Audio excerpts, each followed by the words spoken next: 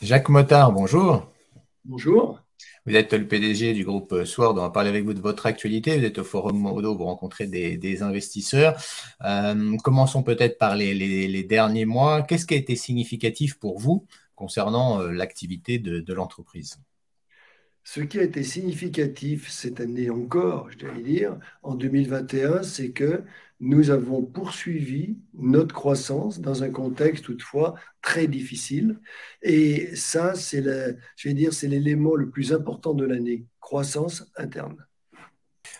Justement, vous parlez de ce marché. Il y a pu y avoir dans certaines de vos activités des retards. Compte tenu de ce contexte qu'on connaît bien. Mais il y a de la croissance tout de même. Qu'est-ce qu'il faut faire dans ces périodes-là, justement? Parce qu'on a pu avoir à la fois des arrêts brutaux, c'était en 2020, de la reprise aussi, qui peut parfois être forte, et puis parfois ça traîne. Comment on s'organise dans cette période? Je pense que de tout temps, et nous l'avons prouvé, il faut être agile et il faut surtout éviter d'avoir des convictions à la noix, c'est-à-dire que quand, par exemple, nous avons sorti la France du périmètre, c'était de l'agilité, c'était de l'opportunisme, mais ça a été salutaire. Il n'y a qu'à voir, puisque nous sommes montés de 12% de croissance interne à 20% consolidé. Quand on regarde dans le détail vos différentes activités, justement, alors vous ne parlez pas de CRM, vous parlez de GRC, hein, sur l'activité effectivement software. Qu'est-ce qui justement avance, évolue dans ce domaine-là en termes de besoins des entreprises? Il y a quelque temps, nous nous satisfaisions d'être le leader mondial du Project Risk Management, je mets bien le mot project devant, et dans la défense et l'aviation. Et là, on a le Pentagone, le MOD, les ministères de la Défense en général, en France, Naval Group. Et ce qui est certain, c'est que les clients maintenant en demandent plus, à savoir que de Project Risk Management, on va passer à l'Enterprise Risk Management. De Risk Management, nous sommes passés au Compliance Management et nous allons continuer ainsi sur le Policy, le Health and Safety Management, etc. C'est l'objet d'un plan de R&D très exceptionnel. Donc des investissements de R&D importants dans ce domaine-là et qui amèneront forcément je dirais, un développement de cette partie du chiffre d'affaires. L'enjeu est assez énorme puisque nous progresserons naturellement sans cette R&D et nous avons prévu que cette R&D soit un booster qui nous permette d'augmenter le chiffre d'affaires attendu et le profit attendu à fin 2025 de 50%.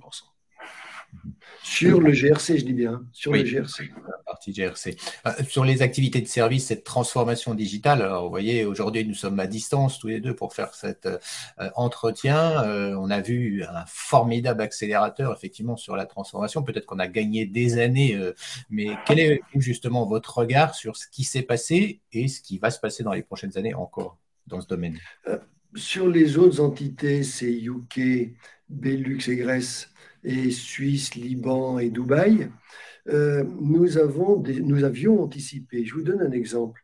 Nous avons une entité qui s'appelle Typic à, à Bruxelles. Et Typic, c'était l'organisation de séminaires. Et cette société, nous l'avons transformée bien avant la crise. Et nous voulions faire que du digital. Et l'autre jour, nous avons fait, par exemple, une organisation de séminaires pour l'Union européenne, 45 speakers, 350 participants et 23 langues. Vous voyez, ça y est, nous, on a fait le chemin il y a bien longtemps, il y a 3 4 ans, avant la crise. Deuxièmement, de Bruxelles, nous n'allons pas recruter des gens sur place. On ne pourrait pas être en compétition correcte contre les Roumains, les Polonais, etc. Nous sommes installés en Grèce et nous avons, depuis bien longtemps, utilisé tous les outils actuellement, tous les outils digitaux, pour développer nos applications de Grèce pour l'Union européenne. Il y a une évolution dans ce domaine-là significative et qui, là, on en a pour plusieurs années, effectivement, avec de nouvelles offres, on pourrait dire que ça comme ça. On en a pour plusieurs années, mais attention vraiment de ne pas conclure des choses fausses à partir d'un existant vrai. Oui, on sait travailler à distance. Non, rien ne remplacera l'équipe unie dans les mêmes locaux pour développer avec des méthodes agiles. Je le maintiens et j'organiserai mon groupe en conséquence.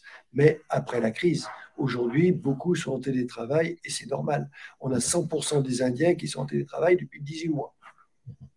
Oui, on a vu aussi toute cette transformation digitale amener bien sûr des sujets de cybersécurité, hein, par exemple. Voilà. C'est quasiment quotidien qu'on entend ces sujets-là pour les entreprises. Il y a d'autres choses, c'est le Green IT, puisque en parallèle, tout ce qui est RSE s'est beaucoup développé. Et le Green IT, c'est faire en sorte que quand on développe des programmes, ça mouline après, que ça soit le plus optimisé possible pour développer, pour utiliser le moins d'énergie possible.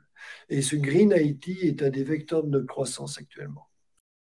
Du côté justement des priorités, des développements que vous allez mettre en œuvre en 2022, quelles sont les priorités pour Sword Group? Continuer comme en 2021. Parce que quand vous avez l'ensemble des entités qui croissent entre 18 et 25%, quand vous avez l'ensemble des entités qui font plus de rentabilité que le budget, quand vous permettez de, par exemple, vendre la France et rattraper le coup en 18 mois, je pense qu'il ne faut pas changer quoi que ce soit. Mais attention, il faut continuer à anticiper. Mais aujourd'hui, nous gardons la même structure, les mêmes certitudes pour 2022. C'est-à-dire que vous diriez, enfin vous dites aux investisseurs aujourd'hui que vous rencontrez qu'il y a de la visibilité sur les prochains mois pour le groupe Sword. Oui, beaucoup de visibilité. Ce qu'on appelle le backlog, notre backlog augmente puisqu'il reste stable en nombre de mois. En nombre de mois, ça veut dire que pour rester stable en nombre de mois sur un an, il faut l'augmenter de 20%, puisqu'on a cru de 20%. Je pense que vous comprenez bien l'enjeu. Il y a eu aussi pour toutes les entreprises de services, hein, et notamment dans ce domaine du digital, beaucoup d'enjeux sur les recrutements, puisqu'il n'y a peut-être pas assez de forces vives et il y a beaucoup de besoins. Dans ce domaine-là, il faut aussi attirer les talents.